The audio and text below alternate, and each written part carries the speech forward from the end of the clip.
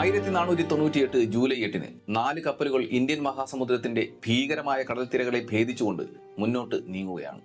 ഈ കപ്പലുകളിൽ പോർച്ചുഗീസ് സാമ്രാജ്യത്തിന്റെ കൊടികൾ പാറിപ്പറക്കുന്നുണ്ട്. പോർച്ചുഗീസിലെ ലിസ്ബണിൽ നിന്നും 1497 ജൂലൈ 8-ന് യാത്ര തിരിച്ചതാണ് ഈ 4 കപ്പലുകളും. ഏകദേശം 170 പേരുമായി തുടക്കം കുറിച്ച ഈ യാത്രയിൽ പക്ഷേ ഇപ്പോൾ എല്ലാവരും വളരെ ക്ഷീണിതരാണ്. പലരും കരകാണ കടലിൽ മരണം കാത്ത് കിടക്കുകയാണ്. ആഫ്രിക്കൻ ഭൂഖണ്ഡം ചുറ്റിത്തിരിഞ്ഞ് യാത്ര തുടർന്ന അവർ ഒരു കരപ്രദേശം കണ്ടിട്ട് 1 മാസം ആകാറായി. അവർ നടത്തിയ ഒരു വലിയ യാത്രയുടെ ഒരു ചെറിയ ഭാഗം മാത്രമാണ് ഇപ്പോൾ അവർ നടത്തുന്നത്. കപ്പലിലുള്ളവർ ഒരു കലാപത്തിലേക്ക് നീങ്ങാതിരിക്കുന്നത് അവരുടെ ആരോഗ്യ പ്രശ്നങ്ങൾ ഒന്നുകൊണ്ട് മാത്രമായിരിക്കണം. ഇതിനു മുൻപ് ഒരു യൂറോപ്യൻ നാവികനും സഞ്ചരിക്കാത്ത കപ്പൽ പാതകൾ അവർ പിന്നിട്ട് കഴിഞ്ഞു. അതായത് ഭൂമിയുടെ ഏതാണ്ട് പകുതി ചുറ്റളവിന് തുല്യമായ ദൂരം അവർ യാത്ര ചെയ്തു കഴിഞ്ഞു. ഇന്ത്യൻ മഹാസമുദ്രത്തിലൂടെയുള്ള ഈ യാത്ര സുഗന്ധവ്യഞ്ജന വ്യാപാരത്തിൽ മേൽക്കൈ നേടാനും സുഗന്ധവ്യഞ്ജനത്തിന്റെ ഉറവിടം കണ്ടെത്താനും വേണ്ടിയുള്ള പോർച്ചുഗീസ് ഭരണകൂടത്തിന്റെ തീരുമാനമായിരുന്നു. ഈ സംഘം അന്നുവരെയും പോർച്ചുഗൽ നാവികർ നടത്തിയ ചെറിയ ചെറിയ യാത്രയുടെയൊക്കെ ഫലമായി ലഭിച്ച വിവരങ്ങളുടെ അടിസ്ഥാനത്തിൽ അതൊക്കെ സംയോജിച്ചുകൊണ്ടാണ് ഈ യാത്ര നടത്തുന്നത്. അങ്ങനെ ഈ സംഘം ആഫ്രിക്കൻ മുനമ്പ് ചുറ്റിക്കറങ്ങി ഇന്ത്യൻ ഉപഭൂഖണ്ഡത്തിലെത്താൻ ശ്രമം തുടരുകയാണ്. കര കണ്ടെത്തുക എന്നത് ഇപ്പോൾ ഈ 4 കപ്പലിലുമുള്ള നാവികരുടെ ജീവന് അത്യന്താപേക്ഷിതമാണ്. കാരണം അവർ ആകെ ക്ഷീണിതരായി കഴിഞ്ഞിരിക്കുന്നു. ഈ സമയത്താണ് കിഴക്കൻ ചക്രവാളത്തിൽ നിന്ന് പൊടുന്നനെ ഉയർന്നു വന്ന ഒരു കരപ്രദേശം അവർ കണ്ടത്. അത് ഒരു ചെറിയ ദ്വീപായിരുന്നില്ല, മറിച്ച് പച്ച നിറഞ്ഞ അതിമനോഹരമായ ചെറുപർവ്വതങ്ങൾ നിരന്നു കിടക്കുന്ന വലിയ കരപ്രദേശമാണ് അവർ കണ്ടത്. അതെ, അത് വെറുമൊരു ദ്വീപായിരുന്നില്ല, അത് ഒരു ഉപഭൂഖണ്ഡമായിരുന്നു, ഇന്ത്യൻ ഉപഭൂഖണ്ഡം.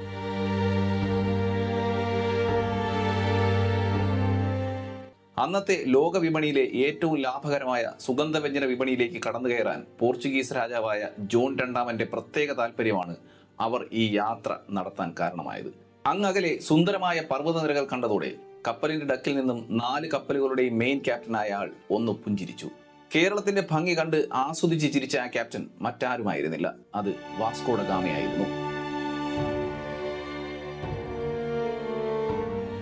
ആഫ്രിക്കയെ ചുറ്റിക്കറങ്ങി ഇന്ത്യൻ മഹാസമുദ്രത്തിലേക്കുള്ള ഈ യാത്രയിൽ ക്യാപ്റ്റനായ വാസ്കോ ഡ ഗാമയെ പോർച്ചുഗൽ രാജാവ് നേരിട്ട് നിയമിക്കുകയായിരുന്നു. ഇന്ത്യൻ മണ്ണിൽ നിന്നുകൊണ്ട് ഗാമയുടെ ചരിത്രം നമ്മൾ പറയാൻ ശ്രമിക്കുമ്പോൾ ഉറപ്പായും അദ്ദേഹത്തിന് ഒരു വില്ലൻ പരിവേഷമാകും ഉണ്ടാവുക. പക്ഷേ ഗാമ നടത്തിയ അതുല്യമായ കടൽ യാത്രകൾ നമ്മൾ പഠിക്കുകയാണെങ്കിൽ ഒരു പോർച്ചുഗീസ് ഹീറോയെ നമുക്ക് കാണാൻ സാധിക്കും. ഇന്ത്യൻ മണ്ണിൽ വന്ന ഗാമ ഇന്ത്യക്കാർക്ക് ക്രൂരനായ ഒരു വില്ലനാകുമ്പോൾ തന്നെ അദ്ദേഹത്തിന്റെ നാട്ടിൽ ഒരു ഹീറോ ആകുന്നുമുണ്ട്. നമുക്ക് വാസ്കോ ഡ ഗാമ എന്ന പരിവേഷകന്റെ ജീവിതത്തിലെ അതിസാഹസികമായ യാത്രകളുടെ ഫ്ലാഷ് ബാക്കിലേക്ക് കടക്കാം. ഐ എം ബാലു പടിപ്പുരയിൽ. Welcome to flash back.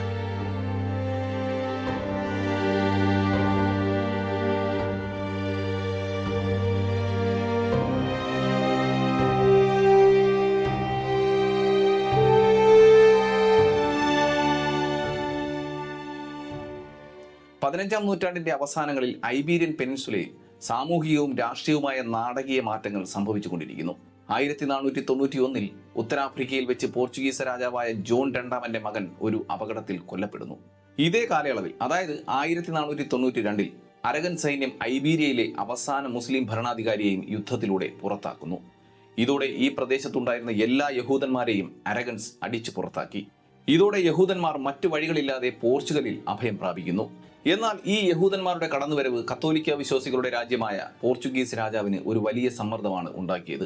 തുടക്കത്തിൽ ഇത് പോർച്ചുഗീസ് ഭരണകൂടത്തിന് പ്രതിസന്ധി ആയിരുന്നുവെങ്കിലും പിന്നീട് പതിയെ ഈ പ്രശ്നം കെട്ടടങ്ങി. 1493 ലിസ്ബണിലെ റെസ്റ്റല്ലോ തുറമുഖത്ത് ഒരു കപ്പൽ വന്നടുക്കുന്നു. ആ കപ്പലിൽ സ്പെയിനിന്റെ പതാക പാറിപ്പറക്കുന്നുണ്ടായിരുന്നു. സാന്റാ മറിയ എന്ന ആ കപ്പലിന്റെ ക്യാപ്റ്റന്റെ പേര് ക്രിസ്റ്റഫർ കൊളംബസ് എന്നായിരുന്നു. പോർച്ചുഗൽ വിട്ട് സ്പെയിനിലെത്തിയ അദ്ദേഹം നേടിയ പര്യവേഷണ യാത്രകളിലെ നേട്ടങ്ങൾ പോർച്ചുഗീസ് അധികാരികൾക്കുള്ള അദ്ദേഹത്തിന്റെ പ്രതികാരം തന്നെയായിരുന്നു. കാരണം കൊളംബസ് പോർച്ചുഗീസിലായിരുന്ന സമയത്ത് 1-ൽ കൂടുതൽ തവണ പര്യവേഷണ യാത്രകൾ നടത്താനുള്ള അദ്ദേഹത്തിന്റെ ആഗ്രഹത്തെ എതിർക്കുകയാണ് പോർച്ചുഗീസ് ഭരണാധികാരികൾ ചെയ്തത്. പര്യവേഷണ യാത്രകളുടെ കാലഘട്ടത്തിൽ പ്രധാന എതിരാളികളായി പോർച്ചുഗലും സ്പെയിനും മാറിക്കഴിഞ്ഞിരുന്നു. പുതുതായി കണ്ടെത്തുന്ന അല്ലെങ്കിൽ അവർ ചെന്നെത്തുന്ന പ്രദേശങ്ങൾ തങ്ങളുടേതാക്കാൻ സ്പെയിനും പോർച്ചുഗലും വൻ മത്സരത്തിൽ ഏർപ്പെട്ടു. ഈ മത്സരങ്ങളുടെ ഭാഗമായി നടന്ന യുദ്ധങ്ങൾ യൂറോപ്പിലെ മറ്റു രാജ്യങ്ങൾക്കും വലിയ പ്രശ്നങ്ങൾ സൃഷ്ടിക്കുന്നു. ഇതിനിടയിൽ കൊളംബസ് കണ്ടെത്തിയ പുതിയ പ്രദേശങ്ങൾക്ക് അവകാശവാദവുമായി പോർച്ചുഗീസ് രാജാവ് ജോൺ രണ്ടാമൻ മുന്നോട്ട് വന്നു. മാത്രമല്ല, തന്റെ നാവികസേനയുടെ ശക്തി 10 മടങ്ങ് വർദ്ധിപ്പിക്കാനും അദ്ദേഹം തുടക്കമിട്ടു.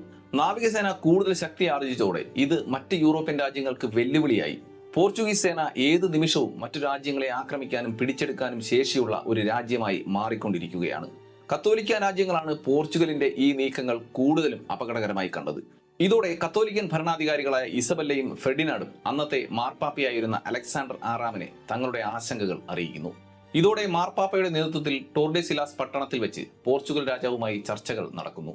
1494 ജൂൺ 7 ടോർഡെസിലാസ് ഉടമ്പടി നിലവിൽ വന്നു.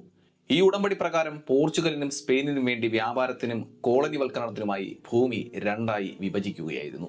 ഇതിന്റെ ഭാഗമായി ആഫ്രിക്കൻ തീരമടങ്ങുന്ന പടിഞ്ഞാറൻ ഭാഗം പോർച്ചുഗലിനും കിഴക്കൻ വശത്തുള്ള പ്രദേശങ്ങൾ സ്പെയിനിനും വീതിച്ച് നൽകുന്നു. ഇതോടെ ജോൺ രണ്ടാമൻ ഇന്ത്യയിലേക്ക് പോകാനുള്ള കടൽപാത കണ്ടെത്താനുള്ള തന്റെ പദ്ധതിക്ക് വീണ്ടും ശ്രമം തുടങ്ങി. പക്ഷേ 1495 ഒക്ടോബർ 25 ജോൺ രണ്ടാമൻ തന്റെ ഈ ലക്ഷ്യം കാണുന്നതിന് മുൻപ് തന്നെ 40-ാമത്തെ വയസ്സിൽ മരണമടഞ്ഞു. ജോൺ രണ്ടാമൻ മരിക്കുമ്പോൾ അദ്ദേഹത്തിന്റെ അധികാരം ഏറ്റെടുക്കാൻ അവകാശികളാരും ഉണ്ടായിരുന്നില്ല. ഇതോടെ വെറും 26-ാമത്തെ വയസ്സിൽ ജോൺ രണ്ടാമന്റെ ബന്ധുവായ മാനുവൽ പോർച്ചുഗലിന്റെ പുതിയ രാജാവായി സ്ഥാനമേൽക്കുന്നു. മാനുവൽ ജോൺ രണ്ടാമന്റെ ഒരു ബന്ധു മാത്രമായതുകൊണ്ട് തന്നെ അധികാരത്തിൽ വരാൻ മാനുവലിന് പല തടസ്സങ്ങളും മറികടക്കേണ്ടി വന്നു. ഭരണത്തിൽ വന്നതിന് ശേഷം മാനുവൽ ജോൺ രണ്ടാമന്റെ സ്വപ്ന പദ്ധതിയായ ഇന്ത്യയിലേക്കുള്ള കടൽപാത കണ്ടെത്തുന്നതിന് ശ്രമം തുടങ്ങി. പക്ഷേ കടൽ മാർഗം ദീർഘയാത്രകൾ നടത്തി വ്യാപാരത്തിൽ ഏർപ്പെടുന്നതിൽ അന്ന് പോർച്ചുഗലിൽ ഉണ്ടായിരുന്ന പ്രഭുക്കന്മാർ താല്പര്യപ്പെട്ടിരുന്നില്ല. അവരിൽ നിന്നും കടൽ യാത്രകൾ നടത്താനുള്ള വലിയ എതിർപ്പ് മാനുവൽ രാജാവിന് നേരിട്ടു. ഇന്ത്യയിലേക്കുള്ള കപ്പൽപാത കണ്ടെത്തുന്നത് മാനുവൽ രാജാവ് ഒരു വെല്ലുവിളിയായി തന്നെ കണ്ടു. അതുകൊണ്ട് തന്നെ ഈ യാത്ര നടത്താനും ഈ യാത്രയുടെ ആധികാരികത നൽകാനും അദ്ദേഹം തിരഞ്ഞെടുത്തത് ഈ എതിർത്ത പ്രഭുക്കന്മാരെ തന്നെയായിരുന്നു. ദീർഘദൂര യാത്രകളിൽ ലഭിക്കുന്ന ലാഭവും പ്രശസ്തിയും ഒക്കെ തങ്ങളിൽ വന്നു ചേരുമെന്ന് മനസ്സിലാക്കിയ പ്രഭുക്കന്മാർ ഇതോടെ ദീർഘദൂര യാത്രകൾക്ക് തങ്ങളുടെ ആളുകളെ തയ്യാറാക്കുന്നു. ഇതോടെ കിങ് മാനുവൽ ഒരു കപ്പൽ വ്യൂഹം തയ്യാറാക്കി. ഇതിന്റെ കമാൻഡറായി പോർച്ചുഗലിലെ ചില പ്രഭുക്കന്മാരെയും അദ്ദേഹം നിയമിച്ചു. ഇന്ത്യയിലെ സുഗന്ധവ്യഞ്ജന വിപണികളിലേക്ക് അന്നുവരെ പിടികിട്ടാതെ കിടന്ന കടൽപാത കണ്ടെത്തുക എന്നതായിരുന്നു ഈ കപ്പൽ വ്യൂഹത്തിന്റെ ലക്ഷ്യം. ഈ കപ്പൽ വ്യൂഹത്തെ നിയന്ത്രിക്കുന്നതിനും ഈ യാത്ര മുന്നോട്ട് നയിക്കുന്നതിനും പ്രധാന ക്യാപ്റ്റനായി മാനുവൽ രാജാവ് തിരഞ്ഞെടുത്തത് വാസ്കോ ഡ ഗാമയായിരുന്നു. വാസ്കോ ഡ ഗാമ 1460 പോർച്ചുഗലിലെ സിനിസ് നഗരത്തിലാണ് അദ്ദേഹം ജനിക്കുന്നത്. പിതാവ് സ്റ്റേവോ ഡി ഗാമ, മാതാവ് ഇസബൽ. സ്റ്റെവോക്കിനും ഇസബെല്ലയ്ക്കും 5 മക്കളാണ് ഉണ്ടായിരുന്നത്. അതിൽ 3-ാമത്തെ പുത്രനായിട്ടാണ് വാസ്കോ ഡ ഗാമയുടെ ജനനം. അദ്ദേഹത്തിന്റെ കുട്ടിക്കാലത്തെക്കുറിച്ച് അധിക വിവരങ്ങളൊന്നും ലഭ്യമല്ല. നമുക്ക് ലഭ്യമായ വിവരമനുസരിച്ച് അദ്ദേഹം ഗണിതശാസ്ത്രത്തിലും നാവിഗേഷനിലും വളരെ പ്രാവീണ്യമുള്ള ആളായി തന്നെയാണ് വളർന്നു വന്നത്. അദ്ദേഹം തന്റെ കുടുംബത്തിലെ മറ്റംഗങ്ങളെ പോലെ തന്നെ സൈനികപരമായും മതപരവുമായുള്ള ജീവിതപാതയാണ് പിന്തുടർന്നത്. വളരെ ആഴത്തിലുള്ള ക്രിസ്ത്യൻ മതവിശ്വാസിയായിരുന്നു അദ്ദേഹം. മാത്രമല്ല ഇസ്ലാം മതവിശ്വാസികളോട് അദ്ദേഹത്തിന് ചെറുപ്പം മുതലേ വിദ്വേഷവും ഉണ്ടായിരുന്നു. പ്രായപൂർത്തിയായതോടെ വളരെ പെട്ടെന്ന് മാറ്റങ്ങൾ വന്നുകൊണ്ടിരിക്കുന്ന പോർച്ചുഗലിലെ ലിസ്ബൺ തുറമുഖത്തിനടുത്തേക്ക് അദ്ദേഹവും അദ്ദേഹത്തിന്റെ കുടുംബവും താമസം മാറി. അന്ന് പോർച്ചുഗലിലെ ഏറ്റവും ശ്രദ്ധേയമായ തുറമുഖമായിരുന്നു ലിസ്ബൺ. വിദേശ ചരക്ക് കപ്പലുകൾ നിരന്തരം വന്നുപോകുന്ന ഈ തുറമുഖം എപ്പോഴും തിരക്കുള്ള തുറമുഖമായിരുന്നു. മാത്രമല്ല പുതിയ കപ്പലുകളുടെ നിർമ്മാണവും ഈ തുറമുഖം കേന്ദ്രീകരിച്ച് നടത്തുന്നുണ്ടായിരുന്നു. മാനുവൽ രാജാവിന്റെ ഭരണകാലം മുതൽ 80 വർഷത്തോളം അന്നത്തെ അത്യാധുനിക സമുദ്ര പര്യവേഷണങ്ങൾ മുതൽ കപ്പൽ നിർമ്മാണ വ്യാപാരം വരെ പോർച്ചുഗീസ് നാവികസേനയുടെ നേതൃത്വത്തിൽ അവിടെയാണ് നടന്നിരുന്നത്. ഈ തുറമുഖത്തിലൂടെ തന്നെയാണ് പോർച്ചുഗീസ് സാമ്രാജ്യത്തിന്റെ വ്യാപാര ശൃംഖലയ്ക്ക് തുടക്കമിട്ടത്. അനുദിനം വികസിച്ചുകൊണ്ടിരിക്കുന്ന കപ്പൽശാലകളിൽ വ്യാപാര കപ്പലുകളും ദീർഘയാത്രയ്ക്ക് ഉപയോഗിക്കുന്ന പര്യവേഷണ കപ്പലുകളും വളരെ വേഗത്തിലും ഗുണമേന്മയോടെയും നിർമ്മിക്കപ്പെട്ടു. കപ്പലുകൾ മാത്രമല്ല ആയുധ നിർമ്മാണങ്ങളും ലിസ്ബൺ തുറമുഖം കേന്ദ്രീകരിച്ച് നടന്നു വന്നു. വളരെ ഉയർന്ന നിലവാരമുള്ള വെങ്കലത്തിൽ നിർമ്മിച്ച പീരങ്കികളും സിവിൽ തോക്കുകളുടെയും വരെ നിർമ്മാണം അവിടെ നടന്നിരുന്നു. ആയുധങ്ങളുടെ നിർമ്മാണം കൂടിയായപ്പോൾ അവർ നിർമ്മിച്ച കപ്പലുകൾക്ക് കൂടുതൽ ആക്രമണശേഷി കൈവന്നു. ഗാമയുടെ പര്യവേഷണ യാത്രയ്ക്കായി തയ്യാറാക്കിയത് 4 കപ്പലുകളായിരുന്നു. സാവോ ഗബ്രിയേൽ എന്ന കപ്പലാണ് ക്യാപ്റ്റനായ ഗാമയ്ക്കായി തയ്യാറാക്കിയത്. രണ്ടാമത്തേത് സാവോ റാഫേൽ എന്ന പേരുള്ള ഒരു കപ്പലും 3-ാമത്തേത് ബെരിയോ എന്ന കപ്പലും ആയിരുന്നു. 4-മതായി പ്രത്യേകം പേരൊന്നും നിർദ്ദേശിക്കാത്ത ഒരു സപ്ലൈ ഷിപ്പായിരുന്നു. എല്ലാ കപ്പലുകളിലും അന്നുവരെ ലഭ്യമായ മികച്ച മാപ്പുകൾ അവർ കരുതി. യാത്രയ്ക്കായി പോർച്ചുഗീസ് ഭരണകൂടവും അവിടെ ഉണ്ടായിരുന്ന പ്രഭുക്കന്മാരും ധനസഹായവും നൽകി. ഗാമയ്ക്കൊപ്പം ഉണ്ടായിരുന്ന മറ്റ് 3 കപ്പലുകളിലും വളരെ പ്രഗത്ഭരായ ക്യാപ്റ്റന്മാരെ തന്നെയാണ് നിയമിച്ചത്. ഉദാഹരണമായി സാവോ റാഫേൽ കപ്പലിൽ ക്യാപ്റ്റനായി ഉണ്ടായിരുന്നത് അന്നത്തെ പ്രശസ്ത പര്യവേഷകനായ ബർട്ടലോമിയോ ഡയസ് ആയിരുന്നു. അതുപോലെ തന്നെ നല്ല കഴിവുള്ള നാവികരും ഗാമയ്ക്കൊപ്പം 4 കപ്പലുകളിലും സന്നിധരായിരുന്നു. ബർട്ടലോമിയോ ഡയസിന്റെ സഹോദരൻ ഡിയാഗോ ഡയസും ഗാമയ്ക്കൊപ്പം ഈ യാത്രയിൽ ഉണ്ടായിരുന്നു. ഒരു വലിയ യാത്രയ്ക്ക് ആവശ്യമായ ഭക്ഷണശേഖരവും ജലവും മറ്റ് അവശ്യ വസ്തുക്കളും അവർ 4 കപ്പലുകളിലും കരുതി. ദീർഘദൂര യാത്രകൾ ചെയ്ത് പരിചയമുള്ള പല പര്യവേഷകരും നാവികരും ഗാമയ്ക്കൊപ്പം ഉണ്ടായിരുന്നതുകൊണ്ട് തന്നെ അവരുടെയൊക്കെ യാത്രാ പരിചയം ഗാമയ്ക്ക് കൂടുതൽ ശക്തി നൽകി. 1497 ജൂലൈ 8 പോർച്ചുഗീസ് കൊട്ടാരത്തിലെ ജ്യോതിഷികൾ ലിസ്ബണിൽ നിന്നും ഈ യാത്ര തുടങ്ങാനുള്ള ശുഭദിനമായി പ്രഖ്യാപിച്ചു. അങ്ങനെ പ്രശസ്തരായ പുരോഹിതന്മാരും പ്രഭുക്കന്മാരും ഒക്കെ അവരുടെ യാത്രക്കാരെ വലിയ ആഘോഷത്തോടെയും ഘോഷയാത്രയോടെയുമാണ് തുറമുഖത്തേക്ക് നയിച്ചത്. അങ്ങനെ ഒരാഴ്ചയ്ക്ക് ശേഷം ഗാമയുടെ നേതൃത്വത്തിൽ 4 കപ്പലുകളടങ്ങുന്ന കപ്പൽ വ്യൂഹം ലിസ്ബണിൽ നിന്നും യാത്ര ആരംഭിച്ചു. ആദ്യം അവർ ലക്ഷ്യം വെച്ച കനേഡിയൻ ദ്വീപുകളിലേക്ക് അവർക്ക് അനുകൂലമായ കാറ്റ് വീശിയടിക്കാൻ തുടങ്ങി. പക്ഷേ ആദ്യം കിട്ടിയ ഈ അനുകൂലമായ കാലാവസ്ഥ അധികം നീണ്ടു നിന്നില്ല. പതിയെ പതിയെ കനത്ത മൂടൽമഞ്ഞ് കപ്പലിനെ ഇരുട്ടിലേക്ക് തള്ളിയിട്ടു. 100 മീറ്റർ പോലും മുന്നിലേക്ക് ഒന്നും കാണാൻ സാധിക്കുന്നില്ല. സൂര്യൻ അസ്തമിക്കുന്നതും ഉദിക്കുന്നതുമായ കൃത്യമായ സമയം പോലും അവർക്ക് അനുമാനിക്കാൻ സാധിച്ചില്ല. ഇതോടെ ഏറ്റവും അടുത്തുള്ള കേപ്പ് വെർഡെ ദ്വീപസമൂഹത്തിലെ സാന്റിയാഗോ ദ്വീപിൽ ജൂലൈ 26 കപ്പൽ അടുപ്പിക്കേണ്ടി വന്നു. കാലാവസ്ഥ ശരിയായതിനു ശേഷം യാത്ര തുടരാനായി ഒരാഴ്ച അവിടെ തങ്ങാൻ അവർ തീരുമാനിച്ചു. സാന്റിയാഗോ ദ്വീപിൽ നിന്നും ശുദ്ധജലവും ശേഖരിക്കാൻ കഴിയുന്നത്ര ഭക്ഷണവും അവർ കപ്പലിൽ കരുതി. 1497 ഓഗസ്റ്റ് 7 സമുദ്രപ്രവാഹത്തിന്റെയും കാറ്റിന്റെ സ്വഭാവത്തെയും വിലയിരുത്തിക്കൊണ്ട് ആ കപ്പൽ സംഘം വീണ്ടും യാത്ര തുടർന്നു. ആഫ്രിക്കൻ മുനമ്പിൽ എത്തിച്ചേരുന്നതിന് മുൻപ് ഈ പര്യവേഷണ യാത്രയിൽ തികച്ചും അപ്രതീക്ഷിതമായ ഒരു സംഭവം അരങ്ങേറുന്നു. ബാർട്ടലോമിയോ ഡയസിന്റെ നിർദ്ദേശപ്രകാരം ഗാമ കപ്പൽ തെക്ക് ഭാഗത്തേക്ക് നയിച്ചു. 90 ദിവസങ്ങൾ കൊണ്ട് ഏകദേശം 4500 മൈൽ ദൂരം തെറ്റായ ദിശയിലേക്കാണ് ഗാമ അന്ന് കപ്പൽ നയിച്ചത്. പക്ഷേ ഈ യാത്ര ശത്രുരാജ്യമായ സ്പെയിനിന്റെ കണ്ണുവെട്ടിക്കാൻ വേണ്ടി നടത്തിയതാകാമെന്നും ചില ചരിത്രകാരന്മാർ പറയുന്നുണ്ട്. എന്തുതന്നെയായാലും ഈ യാത്ര 4 കപ്പലിലും ഉണ്ടായിരുന്ന നാവികർക്ക് നരകതുല്യമായ അനുഭവമാണ് സമ്മാനിച്ചത്. തങ്ങളുടെ പുറകിലെ കരഭാഗം അപ്രത്യക്ഷമായി. ദിശ തെറ്റി അവർ ആഴക്കടലിലേക്ക് ആഴ്ന്നിറങ്ങി. അജ്ഞാതമായ കടൽപ്പരപ്പിലൂടെ അവർ തെന്നി നീങ്ങി. കയ്യിലുണ്ടായിരുന്ന ഭക്ഷണ വസ്തുക്കൾ ചീഞ്ഞഴുകി. ശുദ്ധജലം പൂർണ്ണമായും ഇല്ലാതെയായി. ഛർദിയും പടർന്നു പിടിച്ച പനിയും അവരെ കൂടുതൽ ക്ഷീണിതരാക്കി. ഈ യാത്രയിൽ കപ്പലിൽ ഉണ്ടായിരുന്ന അൽവാരോ വേലോ എന്ന എഴുത്തുകാരൻ ആഗസ്റ്റ് 22 ആകാശത്ത് പറവകളെ കാണാൻ ഇടയായി എന്ന് കുറിച്ചത് മാത്രമാണ് കരയുമായി ബന്ധപ്പെടുത്തി ഈ കപ്പലുകളുടെ അവസാനത്തെ കുറിപ്പ്. ഇതിനുശേഷം 2 മാസത്തോളം നീണ്ടുനിന്ന ഈ യാത്രയെപ്പറ്റി ഒന്നും തന്നെ അദ്ദേഹം എഴുതിയിട്ടില്ല. ഒരുപക്ഷെ ഈ യാത്രക്കിടയിൽ പ്രാധാന്യമുള്ള മറ്റൊന്നും ഉണ്ടായിരിക്കാൻ ഇടയില്ല. അതുകൊണ്ടായിരിക്കാം ഇതൊന്നും എഴുതപ്പെടാത്തത്. ഈ ഭാഗത്ത് ഒന്നും തന്നെ കുറിക്കപ്പെടാത്തതിന് മറ്റൊരു കാരണമായി പറയുന്നത് ശത്രുക്കളിൽ നിന്നും ഈ പാത മറച്ചു വെക്കുന്നതിനുള്ള പോർച്ചുഗീസ് ഭരണാധികാരികളുടെ ഒരു തന്ത്രമായിരുന്നു ഇതെന്നും പറയപ്പെടുന്നു. പോഷകാഹാരക്കുറവും സ്കർവിയും പിടിപെട്ട് നാവികർക്ക് മുകളിൽ മരണത്തിന്റെ വാൾ തൂങ്ങിയാടുകയാണ്.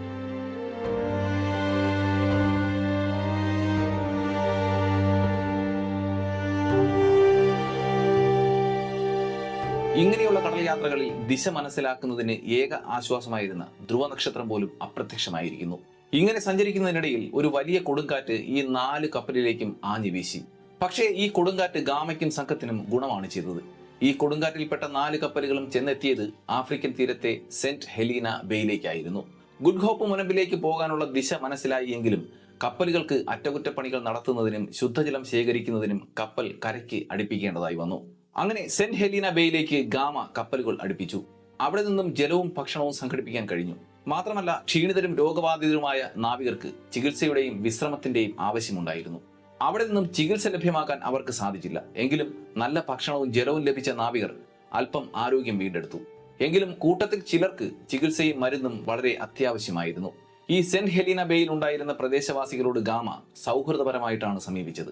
അവരും ആദ്യമൊക്കെ നല്ലപോലെ നിന്നെങ്കിലും ദിവസങ്ങൾ ചെല്ലുംതോറും പ്രദേശവാസികളുടെ എണ്ണം കൂടിക്കൂടി വരികയും ഒരു ദിവസം അതിരാവിലെ അപ്രതീക്ഷിതമായി അവർ കൂട്ടത്തോടെ കപ്പലുകൾ ആക്രമിക്കാനും തുടങ്ങി. പ്രദേശവാസികളുടെ ഈ ആക്രമണത്തിന് വാസ്കോയും കൂട്ടരും തിരിച്ചടി നൽകി. ഇതോടെ അക്രമികൾ തിരിഞ്ഞോടി കാടുകൾക്കിടയിൽ മറഞ്ഞു. ഭക്ഷണവും ജലവും ലഭിച്ചതുകൊണ്ട് തന്നെ ഗാമ തന്റെ കപ്പലുകൾ മുന്നോട്ട് നയിച്ചു. നല്ല ഭക്ഷണം ലഭിച്ചതുകൊണ്ട് നാവികർ ഇപ്പോൾ ഉന്മേഷവാന്മാരാണ്. എങ്കിലും ചിലർക്ക് ചികിത്സ ആവശ്യമായിരുന്നു. ഡിസംബർ 15 പോർച്ചുഗലിന്റെ ഏതെങ്കിലും ഒരു നാവികൻ എത്തപ്പെട്ട ഏറ്റവും ദൂരമുള്ള പോയിന്റായ ക്വായ്ഹോയിക് തുറമുഖം അവർ പിന്നിടുന്നു. ഈ ഭാഗം വരെ മുൻപ് ബാർട്ടലോമിയോ ഡയസ് യാത്ര ചെയ്തിരുന്നു. ആഫ്രിക്കയുടെ കിഴക്കൻ തീരത്തേക്ക് യാത്ര തുടർന്ന ഗാമയെയും സംഘത്തെയും തീവ്രതയോടെ സ്കർവി രോഗം പിടികൂടി. പലരുടെയും അവസ്ഥ വളരെ ഭയാനകമായിരുന്നു. അവരുടെ കൈകാലുകളിൽ വ്രണങ്ങൾ രൂപപ്പെട്ടു. മുഖവും മോണയുമൊക്കെ വീർത്ത് രക്തം കിനിയാൻ തുടങ്ങി. രൂക്ഷമായ ഗന്ധം കപ്പലുകളിൽ പടർന്നു. വ്രണങ്ങൾ ആഴമേറിയ മുറിവുകളായി പരിണമിച്ചു. ഇതിനിടയിൽ 2 പേർ മരണപ്പെടുകയും ചെയ്തു.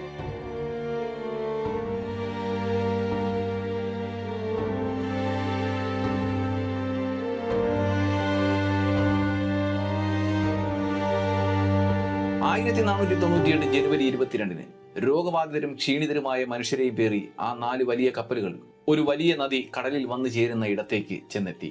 ആ നദിയിൽ അവർ ഹിപ്പോപ്പൊട്ടോമസുകളെയും മുതലകളെയും ഒക്കെ ധാരാളമായി കണ്ടു. ആഫ്രിക്കൻ ഭൂഖണ്ഡത്തിൽ നിന്നും ഒഴുകി വരുന്ന സാംബേസി എന്ന നദിയായിരുന്നു അത്. ഈ നദി ഒരു പക്ഷേ ഈ പര്യവേഷണ സംഘത്തെ ഒരു വലിയ ദുരന്തത്തിൽ നിന്നും രക്ഷിച്ചു. അവർക്ക് ശുദ്ധവായുവും ശുദ്ധജലവും ചികിത്സയുമാണ് ജീവൻ രക്ഷിക്കാൻ ആവശ്യമായി വേണ്ടിയിരുന്നത്. നദിക്കരയിൽ നങ്കൂരമിട്ട കപ്പൽ സംഘം ഒരു മാസം അവിടെ തങ്ങി. അത്യാവശ്യമായി അവർക്ക് വേണ്ടിയിരുന്ന വിറ്റാമിൻ സി അടങ്ങുന്ന ഭക്ഷണങ്ങൾ, ഫലവർഗ്ഗങ്ങളൊക്കെ അവർക്ക് അവിടെ സമൃദ്ധമായി ലഭിച്ചു. ഒരു മാസത്തെ ഇടവേളയ്ക്ക് ശേഷം ഫെബ്രുവരി 24-ന് ആരോഗ്യം വീണ്ടെടുത്ത ഗാമയും നാവികരും അവിടെ നിന്നും വീണ്ടും യാത്ര ആരംഭിച്ചു. യാത്ര ആരംഭിച്ച അവർ മാർച്ച് 2-ന് അവിടെ മറ്റൊരു കാഴ്ച കണ്ടു. അതൊരു വലിയ ഉൾക്കടലായിരുന്നു. അപ്പോൾ ഏറ്റവും മുന്നിൽ ഉണ്ടായിരുന്നത് ബെറിയോ എന്ന കപ്പലായിരുന്നു. ഉൾക്കടലിലേക്ക് പ്രവേശിക്കാൻ ഗാമ ബെറിയോ കപ്പലിന്റെ ക്യാപ്റ്റന് നിർദ്ദേശം നൽകി. ഈ ഉൾക്കടലിലേക്ക് പ്രവേശിക്കാൻ ശ്രമിച്ച കപ്പൽ മണൽത്തിട്ടകളിൽ കുടുങ്ങിപ്പോകുന്നു. ഇതോടെ കപ്പലിനെ മണൽത്തിട്ടയിൽ നിന്ന് മോചിപ്പിക്കാൻ മറ്റു 3 കപ്പലുകളും ചേർന്ന് ശ്രമം നടത്തുന്നു. അതൊരു മുസ്ലിം ഭരണ പ്രദേശമായ മൊസംബിക് എന്ന രാജ്യമായിരുന്നു. ഈ പ്രദേശത്തെ പറ്റി പറഞ്ഞു പോകാതെ നമുക്ക് മുന്നോട്ട് പോകാൻ സാധിക്കില്ല. അതിനായി നമുക്ക് ഈ പ്രദേശത്തിന്റെ പ്രത്യേകത തന്നെ എന്താണെന്ന് നോക്കാം.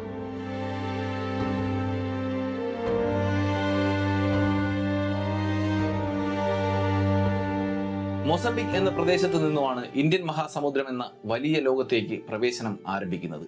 കാന്റൺ മുതൽ കൊയ്റോ വരെയും ബർമ മുതൽ ബാഗ്ദാദ് വരെയും വ്യാപിച്ചു കിടക്കുന്ന ലോക വ്യാപാരത്തിന്റെ തന്നെ ഈറ്റില്ലമാണ് ഗാമ കടന്നു ചെന്ന ഈ പ്രദേശം. ഇന്ത്യയുടെ പടിഞ്ഞാറൻ തീരത്തുള്ള കോഴിക്കോട് നിന്നും ബ്ലാക്ക് ഗോൾഡ് എന്ന് അന്ന് അറിയപ്പെട്ടിരുന്ന കുരുമുളക് മുതൽ ബാഗ്ദാദിലേക്കുള്ള ചരക്ക് നീക്കവും ഇസ്ലാമിക ലോകത്തിന്റെ നാഡീകേന്ദ്രം എന്ന് വിശേഷിപ്പിക്കാവുന്ന കെയ്റോയിലേക്കുള്ള വാണിജ്യം ചെങ്കടൽ വഴി തകൃതിയായി നടന്നിരുന്നു അന്ന് ഈ പ്രദേശത്ത്. ഈ വ്യാപാര വഴികളിലൂടെ സ്വർണം, ആഫ്രിക്കയിൽ നിന്നുള്ള അടിമകൾ, അറേബ്യൻ നാടുകളിൽ നിന്നും ഈജിപ്തിൽ നിന്നുമുള്ള ഗുണമേന്മയുള്ള ഈന്തപ്പഴവും, പേർഷ്യയിൽ നിന്നും കുതിരകളും, ചൈനയിൽ നിന്നും പൊസലൈനും, സുമാത്രയിൽ നിന്നും വജ്രങ്ങളും ഒക്കെ കടന്നുപോയിരുന്നു. അന്നത്തെ ലോകത്തിലെ ഏറ്റവും പ്രധാന വ്യാപാര കേന്ദ്രമാണ് ഇന്ത്യൻ മഹാസമുദ്രത്താൽ ചുറ്റപ്പെട്ട ഇന്ത്യയും ചൈനയും ആഫ്രിക്കയും ഉൾപ്പെടുന്ന ഈ പ്രദേശം. ഈ പ്രദേശത്തെ വ്യാപാരത്തിൽ പ്രത്യേകിച്ച് ഒരു ശക്തിക്കോ രാജ്യത്തിനോ കുത്തകാവകാശം ഉണ്ടായിരുന്നില്ല. ഈ വ്യാപാരമൊക്കെ നടന്നത് പല മതങ്ങളിൽപ്പെട്ട, സംസ്കാരങ്ങളിൽപ്പെട്ട ഒരു കൂട്ടം വ്യാപാരികൾക്കും ഭരണാധികാരികൾക്കും ഇടയിലാണ്. വളരെ സ്വതന്ത്ര വ്യാപാരം നിലനിന്നിരുന്ന ഈ മേഖലയിൽ പ്രത്യേകിച്ച് ഒരു കുത്തക അവകാശം എന്ന് പറയത്തക്ക രീതിയിൽ ഒരു ശക്തികളും ഉണ്ടായിരുന്നില്ല. വളരെ വിപുലമായ, സങ്കീർണമായ, എന്നാൽ താരതമ്യേന സമാധാനപരമായ ഒരു വ്യാപാര മേഖലയായിരുന്നു ഇത്. അന്നത്തെ ലോകത്തിന്റെ മുഴുവൻ സമ്പത്തിന്റെയും പകുതിയും ഈ ഇന്ത്യൻ മഹാസമുദ്രമാർഗം വഴി കടന്നുപോയിട്ടുണ്ട്.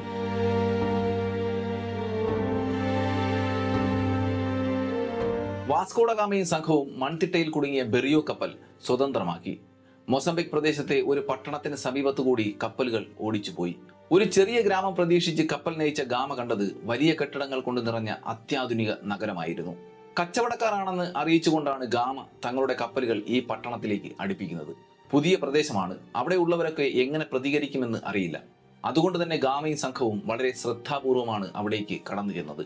പോർച്ചുഗീസ് നാവികരെ അത്ഭുതപ്പെടുത്തിക്കൊണ്ട് അവിടുത്തെ സുൽത്താൻ വളരെ സമാധാനപരമായിട്ടാണ് അവരെ സമീപിച്ചത്. പക്ഷേ ഗാമയും സംഘവും വന്ന കപ്പലുകളുടെ പരിതാപകരമായ അവസ്ഥ കണ്ട് സുൽത്താൻ അവരെ കടൽ കൊള്ളക്കാരാണോ എന്ന് സംശയിച്ചു. എങ്കിലും ക്യാപ്റ്റനായ ഗാമയ്ക്ക് സുൽത്താൻ കുറച്ച് സമ്മാനങ്ങളും വസ്ത്രങ്ങളും ഒക്കെ നൽകി. മൊസംബിക് സുൽത്താൻ പക്ഷേ അവരെ കടൽ കൊള്ളക്കാരാണെന്ന് തന്നെ കരുതി അധികം അടുക്കാൻ അനുവദിച്ചില്ല. 1948 മാർച്ച് 10-ന് കുർബാന നടത്താനായി ഒരു ചെറിയ ആൾതാമസമില്ലാത്ത ദ്വീപിൽ അവർ കപ്പലടുപ്പിച്ചു. പ്രാർത്ഥനയ്ക്ക് ശേഷം അവിടെ നിന്നും ഇന്ത്യയിലേക്കുള്ള പാത കണ്ടെത്തുക എന്ന ലക്ഷ്യത്തിലേക്ക് യാത്ര തുടരാൻ തീരുമാനിക്കുന്നു. പക്ഷേ പ്രതികൂലമായ കാറ്റ് അവരുടെ യാത്രയെ തടസ്സപ്പെടുത്തി. കുറച്ചു നാളുകൾ അവർക്ക് ഈ ദ്വീപിൽ കപ്പലുകളുമായി കഴിയേണ്ടി വന്നു. ഒടുവിൽ അവരുടെ കൈവശം കരുതിയിരുന്ന ശുദ്ധജല ശേഖരം കുറഞ്ഞു. ഇതോടെ ഗാമ നാവികരുമായി മാർച്ച് 22-ന് മൊസാംബിക്കിലെ തുറമുഖത്തേക്ക് ജലം ശേഖരിക്കാനായി നീങ്ങുന്നു. അനുവാദമില്ലാതെ രാത്രിയുടെ മറവിലാണ് ഗാമ അവിടേക്ക് കടന്നു ചെന്നത്. നേരത്തെ തന്നെ ഗാമയിലും സംഘത്തിലും സംശയമുണ്ടായിരുന്ന സുൽത്താനും സംഘവും അവരെ നിരീക്ഷിക്കാൻ ചിലരെ നിയോഗിച്ചിരുന്നു.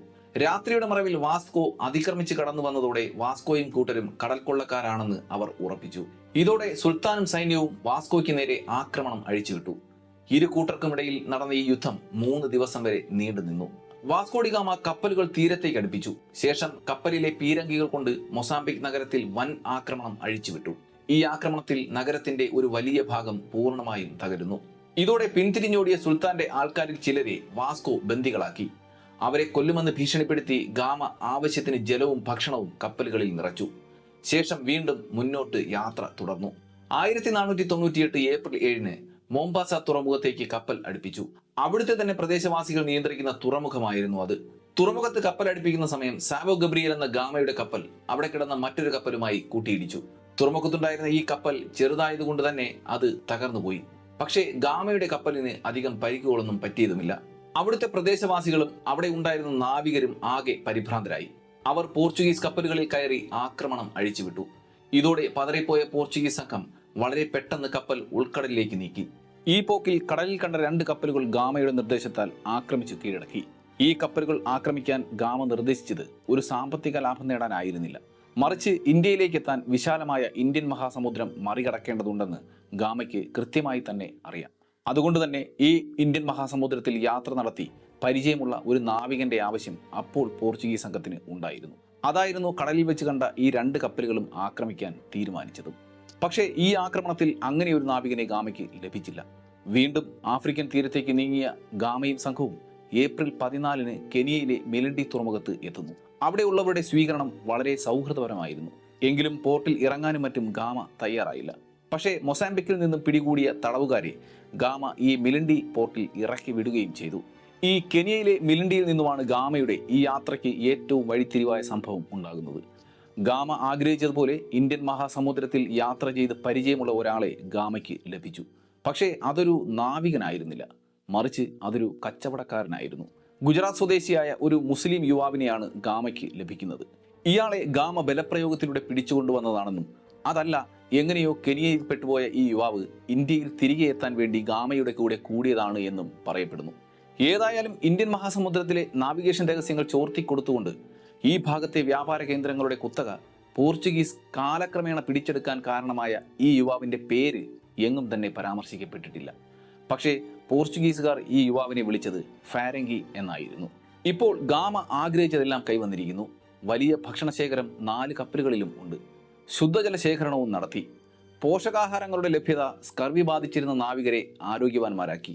കരയോട് ചേർന്ന് മാസങ്ങളായി യാത്ര ചെയ്യുന്നത് കൊണ്ട് തന്നെ എല്ലാവരും ആരോഗ്യവാന്മാരും ഉന്മേഷവാന്മാരുമായിരുന്നു.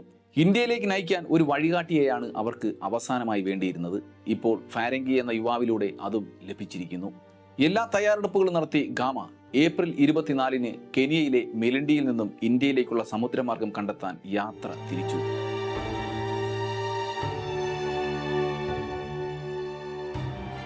ആഫ്രിക്കൻ തീരം വിട്ട അവർ വടക്ക് കിഴക്ക് ദിശയിൽ യാത്ര തുടർന്നു. ദിവസങ്ങൾ കഴിഞ്ഞുപോയി. ഏപ്രിൽ 29-ന് ഗാമ ധ്രുവനക്ഷത്രത്തെ വീണ്ടും കണ്ടു. പിന്നീട് വഴികാട്ടിയായ ഫാരങ്കിയുടെയും സഹായത്തോടെ ഗാമ ഇന്ത്യൻ മഹാസമുദ്രത്തേക്കുള്ള യാത്ര തുടർന്നു. യാത്രക്കിടയിൽ ഭക്ഷണശേഖരവും കുടിവെള്ളവും കുറഞ്ഞു വന്നു. കര കണ്ടെത്തുക എന്നത് ഇപ്പോൾ 4 കപ്പലിലുമുള്ള നാവികരുടെ ജീവന് അത്യന്താപേക്ഷിതമാണ്. കാരണം ആഹാരത്തിൻ്റെയും വെള്ളത്തിൻ്റെയും ലഭ്യത കുറഞ്ഞതോടെ അവർ ക്ഷീണിച്ചു കഴിഞ്ഞിരുന്നു.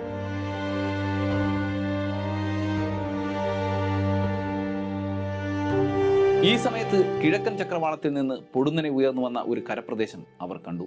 അതൊരു ചെറിയ ദ്വീപായിരുന്നില്ല, മറിച്ച് പച്ച നിറഞ്ഞ അതിമനോഹരമായ ചെറുപർവ്വതങ്ങൾ നിരന്നു കിടക്കുന്ന വലിയ പ്രദേശമാണ് അവർ കണ്ടത്.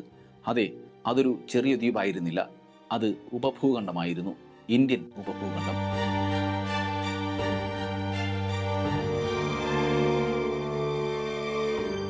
നാല് കപ്പലിലെയും നാവികർ ഈ കാഴ്ച ആഘോഷിച്ചു. ഗാമയുടെ ചുണ്ടിൽ ഒരു ചെറിയ പുഞ്ചിരി വിടർന്നു. അതെ, വാസ്കോഡ ഗാമ വന്ന ലക്ഷ്യം പൂർത്തിയാക്കിയിരിക്കുന്നു. ലിസ്ബണിൽ നിന്നും ഇന്ത്യയിലേക്കുള്ള കപ്പൽ പാത ഇതാ ഗാമ കണ്ടെത്തിക്കഴിഞ്ഞിരിക്കുന്നു. കപ്പലിൽ ഉള്ളവരൊക്കെ ആർത്ത് വിളിക്കാനും ആഹ്ലാദ പ്രകടനം നടത്താനും തുടങ്ങി. പോർച്ചുഗൽ വിട്ട് 309 ദിവസങ്ങളും 12,000 മൈൽ ദൂരവും അവർ പിന്നിട്ട് ഇപ്പോൾ മലബാർ തീരത്ത് എത്തിയിരിക്കുന്നു. അവിടെ നിന്നും വളരെ അടുത്താണ് അന്നത്തെ പ്രശസ്ത വ്യാപാര കേന്ദ്രമായ കോഴിക്കോട്. 1448 മെയ് 20-ന് സുഗന്ധവ്യഞ്ജന വിപണികളുടെ പ്രഥമ കേന്ദ്രവും വലിയ സമ്പത്തുമുള്ള സാമൂതിരി രാജാവിൻ്റെ നാടായ കോഴിക്കോട് വാസ്കോഡ ഗാമ കാലുകുത്തുമ്പോൾ ചരിത്രത്തിൽ തന്നെ ഏറ്റവും പ്രാധാന്യമുള്ള നിമിഷം പിറന്നു. അതെ, അധികം സമ്പത്തുള്ള ഇടങ്ങളിൽ അപകടങ്ങൾ വന്നു ചേരുന്ന കാലമായിരുന്നു അത്. നമ്മൾ ഇന്ത്യക്കാരെ സംബന്ധിച്ച് നോക്കിയാൽ ഇപ്പോൾ ശത്രുക്കളായി കടന്നു വന്നിരിക്കുന്നത് പോർച്ചുഗീസുകാരായ വാസ്കോഡ ഗാമയും സംഘവുമാണ്. അവരുടെ ആയുധസജ്ജമായ 4 കപ്പലുകൾ കോഴിക്കോട് തുറമുഖത്ത് അടുത്തു കഴിഞ്ഞിരിക്കുന്നു. മൺസൂൺ കാലത്ത് അങ്ങനെ കപ്പലുകൾ സാധാരണയായി യാത്ര ചെയ്യാറില്ലായിരുന്നു. ഇന്ത്യൻ ഉപഭൂഖണ്ഡത്തിൽ മുൻപ് കണ്ടിട്ടില്ലാത്ത രീതിയിലുള്ള പോർച്ചുഗീസ് കപ്പലിന്റെ നിർമ്മിതിയും അവരെ കോഴിക്കോടുള്ളവർ സംശയത്തോടെ വീക്ഷിക്കാൻ കാരണമായി. എന്തു തന്നെയായാലും ആരാണെന്നറിയാൻ കോഴിക്കോട് തുറമുഖത്തുണ്ടായിരുന്ന അധികാരികൾ വലിപ്പമേറിയ വള്ളങ്ങൾ അവരുടെ അരികിലേക്ക് അയച്ചു. പക്ഷേ അതിൽ കയറാൻ കൂട്ടാക്കാതെ ഗാമ തന്റെ കപ്പലുകൾ തീരത്തേക്ക് അടുപ്പിച്ചു. കോഴിക്കോട് കാലുകുത്തിയ ഗാമ കോഴിക്കോടുള്ള വ്യാപാരികളുടെയും മറ്റും സമ്പന്നത കണ്ട് ഒരു കാര്യം തിരിച്ചറിഞ്ഞു. ഇത്രയും വർഷങ്ങൾ ഒറ്റപ്പെട്ട് കിടന്നത് ഇന്ത്യ ആയിരുന്നില്ല, മറിച്ച് യൂറോപ്പായിരുന്നു. ഇത്രയും നാൾ ലോകത്തെ യൂറോപ്പ് നോക്കിക്കണ്ടത് തല തിരിച്ചു പിടിച്ച ഒരു ബൈനോക്കുലറിൽ കൂടിയായിരുന്നു എന്ന് അദ്ദേഹം തിരിച്ചറിയുന്നു.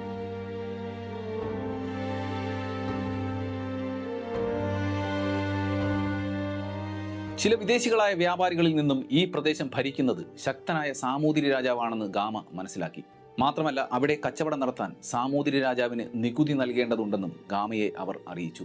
കോഴിക്കോട് അന്നും ഒരു നഗരമായിരുന്നു, അതും സമ്പന്നമായ ഒരു നഗരം. മാന്യമായ രീതിയിൽ കച്ചവടം നടത്തി സമ്പന്നരായവരായിരുന്നു അതിൽ അധികവും.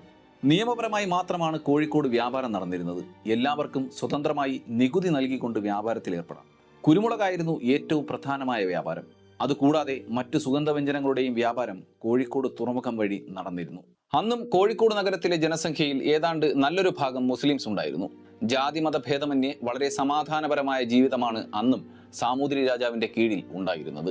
സുഗന്ധവ്യഞ്ജനത്തിന്റെ വ്യാപാരത്തിനായി അനുമതി നേടാൻ ഗാമ സാമൂതിരിയോട് അനുവാദം ചോദിക്കാൻ ഒരു പ്രതിനിധി സംഘത്തെ കൊട്ടാരത്തിലേക്ക് അയക്കുന്നു. ഒടുവിൽ ഗാമയെയും അദ്ദേഹത്തിനൊപ്പം 13 പേരെയും മെയ് 28-ന് സാമൂതിരി രാജാവിന്റെ കൊട്ടാരത്തിൽ രാജകീയമായി തന്നെ ക്ഷണിച്ചു.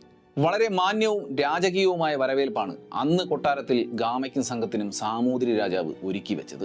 നമ്മൾ ഈ സിനിമയിലൊക്കെ കാണുന്നത് പോലെ ചുവന്ന തൊപ്പിയും വെള്ളക്കുപ്പായവും ഒക്കെ ധരിച്ച് വില കൂടിയ വേഷവിധാനങ്ങളോടുകൂടിയാണ് ഗാമ കൊട്ടാരത്തിൽ ചർച്ചയ്ക്ക് എത്തിയതെന്ന് ഒരിക്കലും കരുതരുത്. അത് തെറ്റായ സന്ദേശമാണ്. ഒരു വർഷത്തെ ദീർഘമായ യാത്രയ്ക്ക് ശേഷം ആവശ്യത്തിന് പലപ്പോഴും ആഹാരം പോലും ലഭിക്കാതെ ഗാമയും സംഘവും വളരെ മുഷിഞ്ഞ വേഷത്തിലാണ് ഉണ്ടായിരുന്നത്. പക്ഷേ സാമൂതിരിയും അദ്ദേഹത്തിന്റെ കൊട്ടാരത്തിലുള്ളവരും അന്നത്തെ രീതിയിൽ മേൽവസ്ത്രം ഇല്ലായിരുന്നുവെങ്കിലും കാതിലും കഴുത്തിലുമൊക്കെ സ്വർണ്ണാഭരണങ്ങളും മറ്റും അണിഞ്ഞ് വളരെ പ്രൗഢിയോടെയാണ് ഉണ്ടായിരുന്നത്. സാമൂതിരിയുടെ ചുറ്റും വാൾധാരികളായ വീരന്മാരുടെയും യോദ്ധാക്കളുടെയും ഒരു സംഘവും ഉണ്ടായിരുന്നു. ശരിക്കും ഈ കാഴ്ചകൾ ഗാമയെയും കൂട്ടരെയും ഭയപ്പെടുത്തി. എങ്കിലും ഗാമ തങ്ങളുടെ വരവിന്റെ ഉദ്ദേശങ്ങൾ സാമൂതിരി രാജാവിന്റെ മുന്നിൽ അവതരിപ്പിച്ചു. 3 കാര്യങ്ങളാണ് ഗാമ പ്രധാനമായും പറഞ്ഞു വെച്ചത്.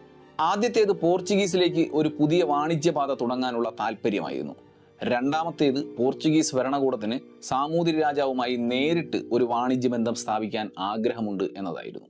മൂന്നാമത്തേത് ഇന്ത്യൻ ഉപഭൂഖണ്ഡത്തിലുള്ള ശക്തരായ ക്രിസ്ത്യൻ സാമ്രാജ്യത്തിൽ എത്തിച്ചേരുക. ഇന്ത്യയിൽ ഒരു വലിയ ക്രിസ്ത്യൻ സാമ്രാജ്യമുണ്ടെന്ന് അന്നത്തെ കാലത്ത് യൂറോപ്പിലെ ജനങ്ങളും ഭരണകൂടവും വിശ്വസിച്ചിരുന്നു. ഈ യാത്രയിൽ വാസ്കോഡ ഗാമയ്ക്ക് സുഗന്ധവ്യഞ്ജനങ്ങളുടെ വ്യാപാരം മാത്രമായിരുന്നില്ല പ്രധാന ലക്ഷ്യമായി ഉണ്ടായിരുന്നത്. ഈ ക്രിസ്ത്യൻ സാമ്രാജ്യം കണ്ടെത്തുക എന്നതും അവരുടെ പ്രധാന ലക്ഷ്യങ്ങളിൽ ഒന്ന് തന്നെയായിരുന്നു. ഗാമയുടെ ആവശ്യങ്ങൾ സാമൂതിരി രാജാവ് സംശയത്തോടെയാണ് വീക്ഷിച്ചത്. ക്രിസ്ത്യൻ സാമ്രാജ്യം തേടി വന്നു എന്ന് പറഞ്ഞതൊന്നും സാമൂതിരിക്ക് വിശ്വസിക്കാൻ സാധിച്ചില്ല. മാത്രമല്ല, വ്യാപാരം നടത്തുന്നതിന് സാമൂതിരി മുന്നോട്ട് വെച്ച പല കരാറുകളും ഗാമയ്ക്ക് അംഗീകരിക്കാൻ കഴിയുന്നതുമായിരുന്നില്ല. അതുകൊണ്ട് തന്നെ ആദ്യത്തെ കൂടിക്കാഴ്ച ഗാമയെ സംബന്ധിച്ച് പരാജയമായി എന്ന് വേണം പറയാൻ. അന്ന് രാത്രി സാമൂതിരി രാജാവിന്റെ അതിഥികൾ എന്ന നിലയിൽ ഗാമയ്ക്കും സംഘത്തിനും കൊട്ടാരത്തിൽ തന്നെ താമസിക്കാനുള്ള സൗകര്യം ഒരുക്കി കൊടുത്തു.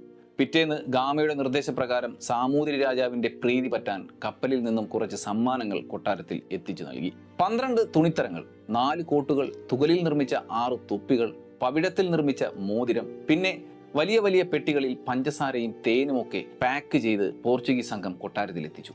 പക്ഷേ ഈ സമ്മാനങ്ങളൊക്കെ സാമൂതിരി രാജാവിനെ സംബന്ധിച്ചിടത്തോളം ഒരു മൂല്യവും ഇല്ലാത്തവയായിരുന്നു.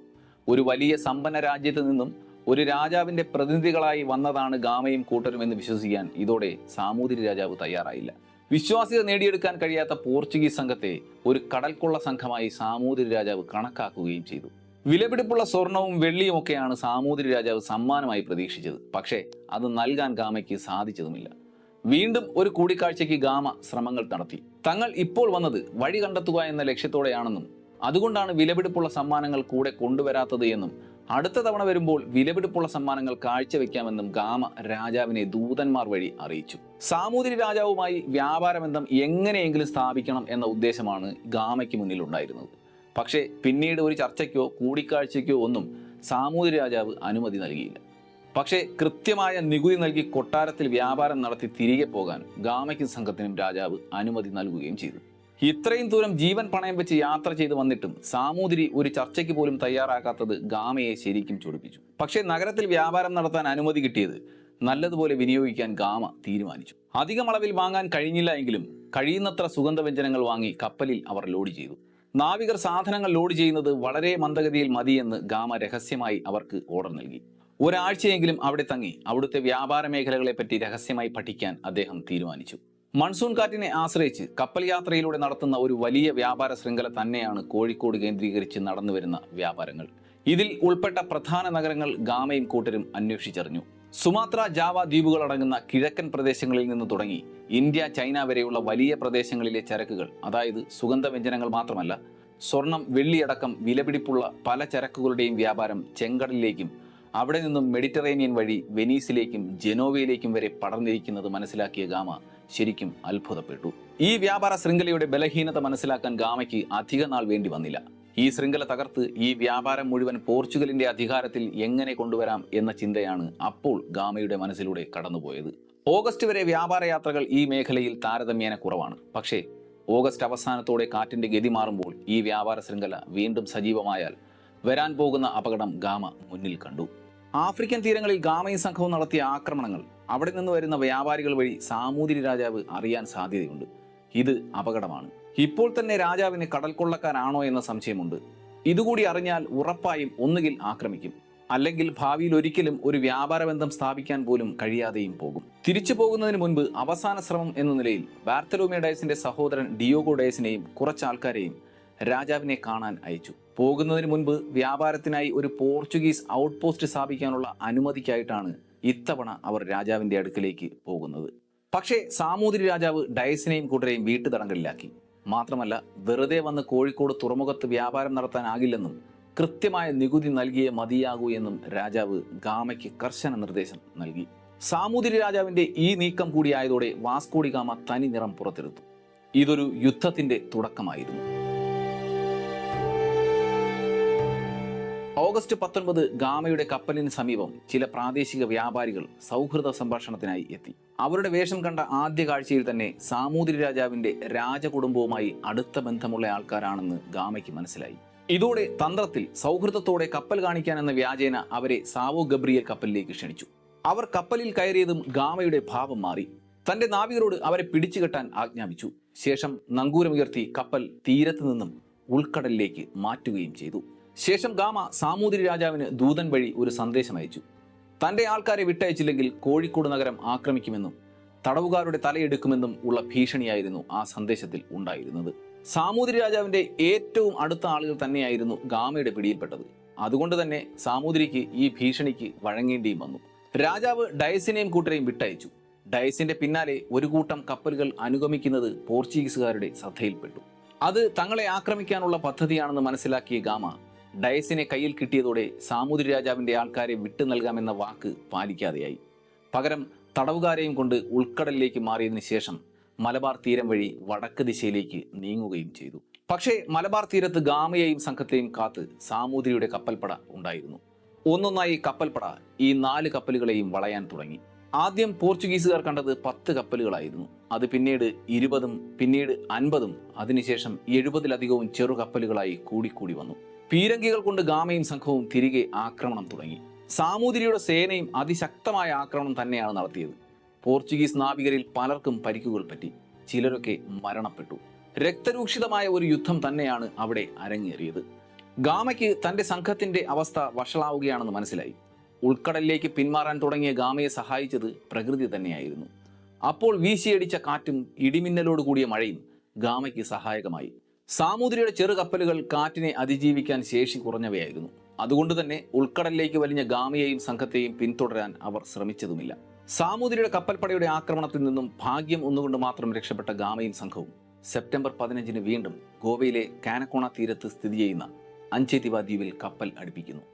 ശേഷം ഒരു നാവിക നീക്കത്തിലൂടെ അഞ്ചേതിവ ദ്വീപ് അവർ പിടിച്ചെടുക്കുകയും പോർച്ചുഗീസ് കൊടി നാട്ടുകയും ചെയ്തു. പക്ഷേ അവിടെയും പോർച്ചുഗീസ് സംഘം സുരക്ഷിതരായിരുന്നില്ല. സാമൂതിരി അയച്ച കപ്പൽ സേന അവിടെയും എത്തി. പക്ഷേ ഇത്തവണ സാമൂതിരിയുടെ സേനയിൽ കപ്പലുകളുടെ എണ്ണം വളരെ കുറവായിരുന്നു. അതുകൊണ്ട് തന്നെ മുൻപേ തയ്യാറായിരുന്ന ഗാമയും സംഘവും പീരങ്കികൾ കൊണ്ട് അവരെ തുരത്തി ഓടിക്കുകയും ചെയ്തു. കുറച്ച് ദിവസങ്ങൾ ഈ ദ്വീപിൽ തങ്ങി പോർച്ചുഗീസ് സംഘം കപ്പലിന്റെ അറ്റകുറ്റപ്പണികളൊക്കെ നടത്തി. ഇതിനിടയിൽ അവിടുത്തെ പ്രദേശവാസികളിൽ നിന്നും വെനീഷ്യൻ ഭാഷ സംസാരിക്കുന്ന ഒരാൾ കുറച്ചു ദിവസമായി ഈ ദ്വീപിൽ ചുറ്റിത്തിരിയുന്നു എന്ന വാർത്ത ഗാമയുടെ കാതുകളിൽ എത്തി. ഉടനെ ഗാമ തന്റെ സഹോദരനായ പൗലോ ഡി ഗാമയെ ഈ വെനീഷ്യൻ ഭാഷ സംസാരിക്കുന്നയാളെ പിടിച്ചുകൊണ്ടുവരാൻ അയച്ചു. പൗലോ ഡി ഗാമ അവിടുത്തെ പ്രദേശവാസികളുമായി ചേർന്ന് അയാളെ പിടിച്ചുകെട്ടി ഗാമയ്ക്ക് മുന്നിൽ എത്തിച്ചു. ആദ്യമൊന്നും അയാൾ ആരാണെന്നോ വന്ന ഉദ്ദേശം എന്താണെന്നോ പറയാൻ തയ്യാറായില്ല. പക്ഷേ പൗലോ അയാളെ നല്ലതുപോലെ കൈകാര്യം ചെയ്തു. അപ്പോൾ അയാൾ എല്ലാം തുറന്നു പറയാൻ തുടങ്ങി. അയാൾ യൂറോപ്പിലെ വംശഹത്യയിൽ നിന്നും ജീവൻ രക്ഷിക്കാനായി എങ്ങനെയോ ഇന്ത്യയിൽ വന്ന ജൂതനായ പോളിഷ് പൗരനായിരുന്നു. മാത്രമല്ല അയാൾ ഇപ്പോൾ ഗോവൻ സുൽത്താന്റെ സേവകനാണെന്നും അയാൾ അറിയിച്ചു. പോർച്ചുഗീസ് കപ്പലുകൾ തീരത്ത് വന്ന വിവരം സാമൂതിരി രാജാവിന്റെ ആളുകൾ വഴി ഗോവൻ സുൽത്താൻ അറിഞ്ഞിരിക്കുന്നു എന്നും ഉടൻ തന്നെ ഗോവൻ നാവികസേന ഈ ദ്വീപിലേക്ക് എത്തുമെന്നും അയാൾ അറിയിച്ചു. മാത്രമല്ല സാമൂതിരി രാജാവിന്റെ നേതൃത്വത്തിൽ ഒരു വലിയ കപ്പൽ സേനയും അങ്ങോട്ടേക്ക് വരുന്നതായി ഈ പോളിഷ് പൗരൻ ഗാമയ്ക്ക് സൂചന നൽകി. ഇതിനൊപ്പം മറ്റൊരു വാർത്ത കൂടി പ്രദേശവാസികളിൽ നിന്നും ഗാമയ്ക്ക് ലഭിച്ചു. അത് അറേബ്യൻ രാജ്യങ്ങളിൽ നിന്നുമുള്ള കച്ചവടക്കാരുടെ ഇടക്കാല ഹബ്ബായി പ്രവർത്തിക്കുന്ന ഈ അഞ്ചേവ ദ്വീപിൽ വ്യാപാരികളുടെ വരവ് തുടങ്ങിയാൽ ആഫ്രിക്കൻ തീരങ്ങളിലെ മുസ്ലിം പ്രദേശങ്ങളിൽ നടത്തിയ ആക്രമണങ്ങൾക്ക് അവർ പ്രതികാരം വീട്ടാൻ ഇടയുണ്ടെന്നും ഗാമ മനസ്സിലാക്കി. ഇതോടെ എല്ലാ വശത്തു നിന്നും ശത്രുക്കൾ പോർച്ചുഗീസ് കപ്പൽ ലക്ഷ്യമിട്ടത് മനസ്സിലാക്കിയ ഗാമ തിരികെ പോകാൻ തന്നെ തീരുമാനിച്ചു. ഇപ്പോൾ ഒരു യുദ്ധത്തിന് മുതിരുന്നത് ബുദ്ധിയല്ല എന്ന് ഗാമയ്ക്ക് നന്നായി തന്നെ അറിയാം. ഒക്ടോബർ 5 കപ്പലുകൾ പടിഞ്ഞാറ് വിശാലമായ ഇന്ത്യൻ മഹാസമുദ്രത്തിലേക്ക് യാത്രയ്ക്ക് തയ്യാറെടുക്കുകയാണ്. ഇതിനിടയ്ക്ക് പൗലോ പിടിച്ചുകൊണ്ടുവന്ന പോളിഷ് പൗരൻ അവർക്കൊപ്പം പോർച്ചുഗീസിലേക്ക് ചെല്ലാൻ താല്പര്യം പ്രകടിപ്പിച്ചു. ഗാമ അയാളെ ക്രിസ്ത്യൻ മതത്തിലേക്ക് മതപരിവർത്തനം നടത്തി ഗാസ്പർ ഡി ഗാമ എന്ന് പേരും നൽകി കൂടെ ചെല്ലാൻ അനുവദിക്കുകയും ചെയ്തു.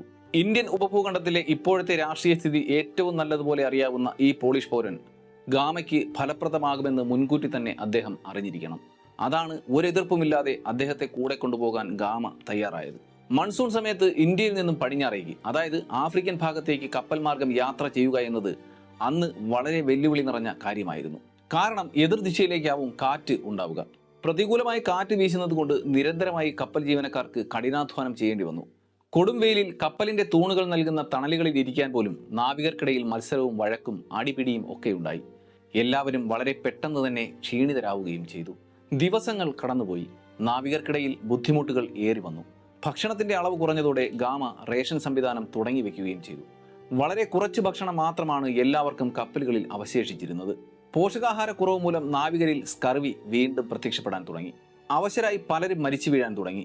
മരിച്ചവരെ ഓരോരുത്തരെയായി അവർ പ്രാർത്ഥനയോടെ കടൽ ജലത്തിൽ ഒഴുക്കി വിട്ടു. ജീവനോടെ അവശേഷിച്ചവർ പരസ്പരം കലഹമുണ്ടാക്കാൻ തുടങ്ങി. ഇന്ത്യൻ മഹാസമുദ്രത്തിലെ ഈ യാത്രയിൽ അവർക്ക് പകുതിയിലധികം ആൾക്കാരുടെ ജീവനുകൾ നഷ്ടമായി.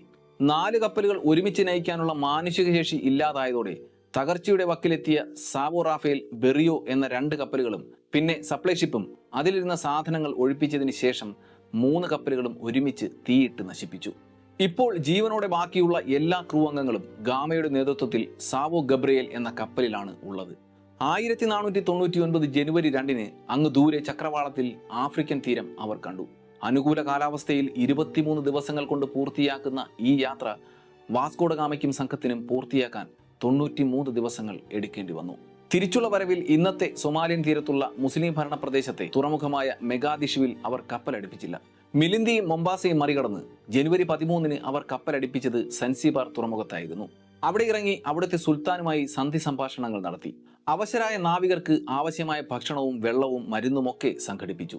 ശേഷം വീണ്ടും യാത്ര തുടർന്ന പോർച്ചുഗൽ സംഘം മാർച്ച് 13 സെന്റ് ബ്രാസിൽ എത്തി. അവിടെ നിന്നും ഒരു സപ്ലൈ ഷിപ്പ് കൂടി സംഘടിപ്പിച്ച ഗാമയും സംഘവും പുതിയ കപ്പലിന് കത്തിച്ചു കളഞ്ഞ കപ്പലുകളിൽ ഒന്നിന്റെ പേരായ ബാരിയോ എന്ന പേര് നൽകി.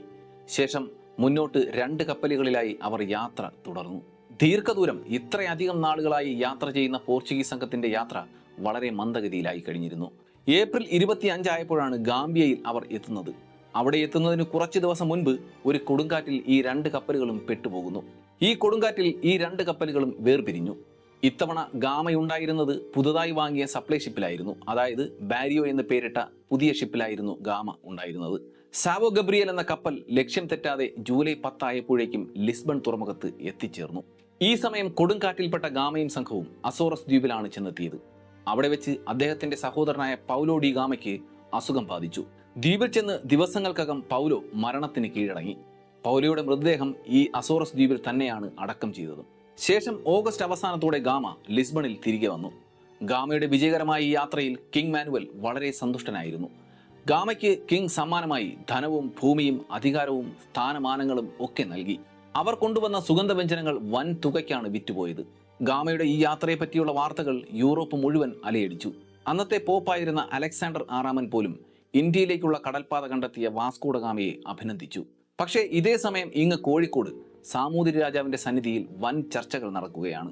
പോർച്ചുഗീസ് ഭരണകൂടം സുഗന്ധവ്യഞ്ജനങ്ങളുടെ വാണിജ്യപാത കണ്ടെത്തിയിരിക്കുന്നു. അവർ തിരികെ വൻ സന്നാഹങ്ങളുമായി എത്താൻ സാധ്യതയുമുണ്ട്. സാമൂതിരി രാജാവ് മാത്രമല്ല ഇങ്ങനെയുള്ള ചർച്ചകൾ നടത്തിയിരുന്നത്. യൂറോപ്പിന്റെ മറുഭാഗത്ത് വിനീസിൽ വരെ ഈ വാർത്ത എത്തി. ആഫ്രിക്കയിലെ സുൽത്താൻമാർ ആകെ രോഷാകുലരായി. സുഗന്ധവ്യഞ്ജനങ്ങളുടെ കുത്തക ഇപ്പോൾ അപകടത്തിലായിരിക്കുന്നു. വാസ്കോഡഗാമ നടത്തിയ ഈ യാത്രയിൽ എല്ലാവരും അത്ഭുതത്തിലാണ്. ഈ യാത്ര ലോക ഭൂപടത്തിൽ 1800 പുതിയ സ്ഥലങ്ങൾ എഴുതി ചേർത്തു. മാത്രമല്ല, ഭൂപടത്തിൽ ഇന്ത്യയെക്കുറിച്ചുള്ള കൂടുതൽ അറിവുകൾ ചേർക്കപ്പെടുകയും ചെയ്തു. സമ്പത്തിന്റെയും അധികാരത്തിന്റെയും അവസാന വാക്കായി ഈ യാത്ര മാറുകയായിരുന്നു. ഏഷ്യൻ ഭൂഖണ്ഡത്തിലെ മുസ്ലിം ഹിന്ദു രാഷ്ട്രങ്ങളുടെ ഉത്കണ്ഠ ശരിയായിരുന്നു. ഗാമ വന്നുപോയത് വെറുതെ ആയിരുന്നില്ല. വാസ്കോഡഗാമ തന്റെ രണ്ടാമത്തെ യാത്രയ്ക്ക് തയ്യാറെടുക്കുകയാണ്. സാമൂതിരിയിൽ നിന്നേറ്റ തിരിച്ചടി ഗാമയിൽ പ്രതികാരത്തിന്റെ തീ മുളപ്പിച്ചു കഴിഞ്ഞിരിക്കുന്നു. യൂറോപ്പ് അദ്ദേഹത്തിന്റെ ആദ്യ യാത്ര വൻ വിജയമായി കൊണ്ടാടുമ്പോഴും ഒരു വാണിജ്യ കരാർ ഉണ്ടാക്കാനോ ഒരു പോർച്ചുഗീസ് ഔട്ട്ലെറ്റ് പോലും ഇന്ത്യയിൽ സ്ഥാപിക്കാനോ ആകാതെ തിരികെ ഓടേണ്ട അവസ്ഥ വന്നതിൽ ഗാമയ്ക്ക് നിരാശയുണ്ടായിരുന്നു. സാമൂതിരി അടങ്ങുന്ന ഇന്ത്യൻ ഹിന്ദു രാജാക്കന്മാരും മുസ്ലിം സുൽത്താൻമാരും വ്യാപാരികളും ഗാമയുടെ രണ്ടാം വരവിനെ പ്രതിരോധിക്കാനുള്ള നീക്കങ്ങൾ തുടങ്ങുന്നു. അപ്പോൾ അങ്ങ് ലിസ്ബണിൽ ഗാമയും സംഘവും രണ്ടാം യാത്രയ്ക്കുള്ള തയ്യാറെടുപ്പുകൾ നടത്തുകയാണ്. അതിനായി കപ്പൽ നിർമ്മാണം തകൃതിയായി നടക്കുന്നു. കഴിഞ്ഞ തവണ വെറും 4 കപ്പലുകളിൽ മാത്രമാണ് യാത്ര ചെയ്തത് എങ്കിൽ ഇത്തവണ ഒരു കപ്പൽ വ്യൂഹം തന്നെയാണ് തയ്യാറായിക്കൊണ്ടിരിക്കുന്നത്. അതിൽ യുദ്ധക്കപ്പലുകൾക്കൊപ്പം മറ്റുള്ള വ്യാപാര കപ്പലുകൾ പോലും ഏറ്റവും ശക്തമായ പീരങ്കികൾ കൊണ്ട് ആയുധ സജ്ജമാക്കിയിരുന്നു.